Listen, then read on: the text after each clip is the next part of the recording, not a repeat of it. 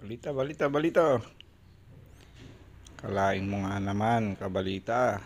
After 33 years, hindi ko sukat akalain na babalikan ko ang aking alma mater.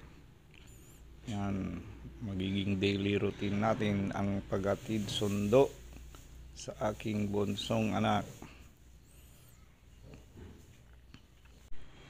Siya ngayon ay kumukuha ng kursong Kinder 1. Yan, Kinder 1 ang kanyang kurso ngayon.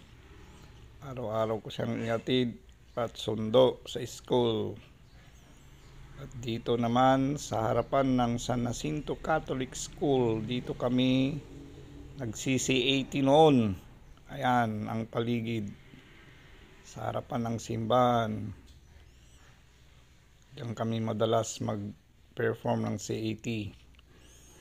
At dito naman kami tumatambay tuwing recess sa ilalim ng ground floor.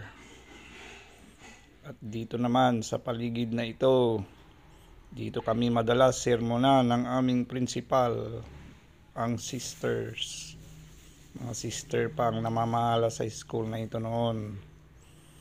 Ayan. Okay.